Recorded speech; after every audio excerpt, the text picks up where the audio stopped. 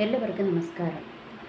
കഴിഞ്ഞ ദിവസം അർജുൻ എന്ന് പറയുന്ന ആ ഒരു സഹോദരൻ്റെ മൃതദേഹം കിട്ടുകയും അദ്ദേഹത്തിൻ്റെ വീട്ടിലത് സംസ്കരിക്കുകയും ചെയ്തു. അതിൻ്റെ ഹൃദയഭേദകമായ കാഴ്ചകളൊക്കെ നമ്മൾ കണ്ടുകൊണ്ടിരുന്നു.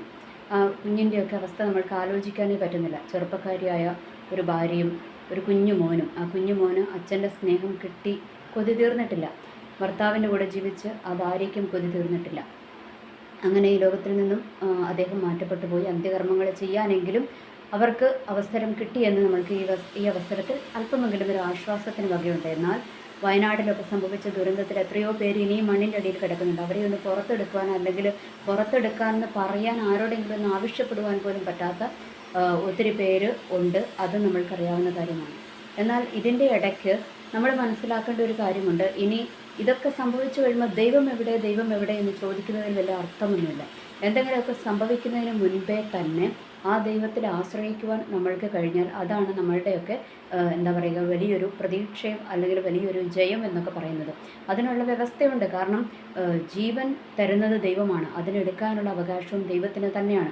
അപ്പോൾ എന്തുകൊണ്ട് ഇങ്ങനെയുള്ള അനർത്ഥങ്ങൾ സംഭവിക്കുന്നു എന്ന് ചോദിച്ചാൽ അതിനൊന്നും വ്യക്തമായ ഉത്തരമില്ല. പക്ഷേ എല്ലാത്തിനും ദൈവത്തിൻ്റെ കയ്യിലൊരു ഉത്തരമുണ്ട്. പക്ഷേ ഒന്ന് ഓർക്കുക, നമ്മൾക്കൊന്നും സംഭവിക്കുന്നതിന് മുൻപേ നമ്മൾ പ്രാർത്ഥിച്ചു തുടങ്ങിയാൽ തീർച്ചയായും ദൈവം നമ്മളെ സംരക്ഷിക്കുക തന്നെ ചെയ്യും. ഇപ്പം അവരൊന്നും പ്രാർത്ഥിക്കാഞ്ഞിട്ട് പറ്റിയതാണെന്നൊന്നും ഞാൻ പറയുന്നില്ല. ഞാൻ അതൊന്നും അല്ല പറഞ്ഞു വെച്ചത്. ഇപ്പം നമ്മൾക്ക് വേറെ ഒന്നും ചെയ്യാൻ പറ്റത്തില്ല. ഇങ്ങനത്തെ ദുരന്തങ്ങളും ഒക്കെ നമ്മുടെ ജീവിതത്തിൽ അല്ലെങ്കിൽ മറ്റുള്ളവരുടെ ജീവിതത്തിലൊക്കെ സംഭവിച്ച് കാണുമ്പോൾ നമ്മൾക്ക് ദൈവം എവിടെ എന്ന് ചോദിക്കുന്നതിന് പകരം അങ്ങനെ ഒരു ക്വസ്റ്റ്യൻ വരുന്നതിന് മുൻപേ തന്നെ നമ്മൾക്ക് പ്രാർത്ഥിച്ചു തുടങ്ങിയാൽ ദൈവം ഒരുപക്ഷെ നമ്മളുടെ പ്രാർത്ഥന കേട്ട് നമ്മൾക്ക് ജയം തരും എന്നുള്ള കാര്യത്തിൽ യാതൊരു സംശയമില്ല. അതിന് പ്രാർത്ഥിക്കുവാനുള്ളൊരു റൈറ്റ്സ് നമ്മൾക്കുണ്ട് എന്ന് തിരിച്ചറിയുക. ഇനി പലരും കുറേ യുക്തിവാദങ്ങളും കുറേ ഡയലോഗുകളും ഒക്കെ ആയിട്ട് നടക്കുന്നുണ്ട്. അത് വല്ലതും നിങ്ങളെ രക്ഷിക്കുമോ? അതൊന്നും നമ്മളെ രക്ഷിക്കത്തില്ല. അപ്പം നമ്മളെ രക്ഷിക്കാൻ ഏക വഴി എന്ന് പറയുന്നത് ദൈവത്തിൻ്റെ അടുത്ത് പ്രാർത്ഥിക്കുക എന്ന് മാത്രമേ ഉള്ളൂ. അപ്പം അത് ചെയ്യുന്നതിന് നമ്മൾക്ക് ബുദ്ധിമുട്ടൊന്നുമില്ലല്ലോ. അതിന് നമ്മൾക്ക് പൈസ ചിലവുകളില്ല.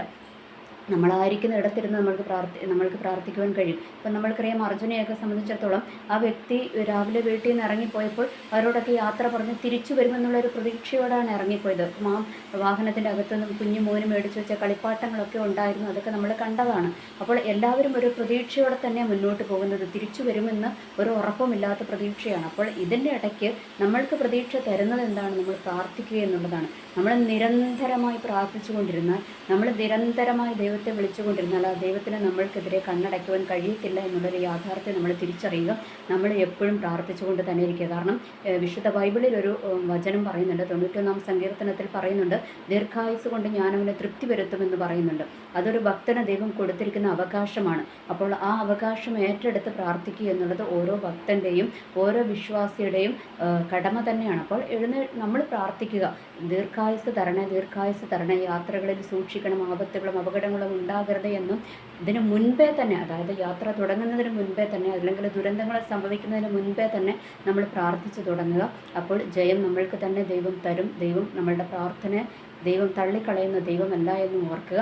പിന്നെ വചനത്തിൻ്റെ ശക്തിയുമുണ്ട്. നമ്മൾ ആ വചനത്തിലും ഉറച്ചു വിശ്വസിക്കുക. ദീർഘായുസ് കൊണ്ട് തൃപ്തി വരുത്തുന്ന ദൈവത്തിൻ്റെ മുൻപിൽ ദീർഘായുസിന് വേണ്ടി പ്രാർത്ഥിക്കുകയും ചെയ്യുക എന്ന് മാത്രമേ ഈ അവസരത്തിൽ എനിക്ക് ഓർമ്മിപ്പിക്കാനുള്ളൂ. അല്ലാത്ത വേറെ ഒന്നും നമ്മൾക്ക് ചെയ്യുവാനില്ല എന്നുള്ള യാഥാർത്ഥ്യവും അതിൻ്റെയൊക്കെ മുന്നിൽ, ഇങ്ങനത്തെ ദുരന്തങ്ങളുടെയൊക്കെ മുൻപിൽ നമ്മൾ വെറും നിസ്സഹായരാണെന്നുള്ളൊരു യാഥാർത്ഥ്യം നമ്മൾ തിരിച്ചറിയുക. സോഷ്യൽ മീഡിയകളിലും യൂട്യൂബിലൊക്കെ കിടന്നിട്ട് കുറേ കമൻ്റ് ഇട്ട് ദൈവത്തെ കുറ്റം വിളിച്ചിട്ട് നമ്മൾക്ക് ഒരു ഗുണവും കിട്ടാൻ പോകുന്നില്ല എന്നുള്ള കാര്യവും നമ്മൾ തിരിച്ചറിയുക.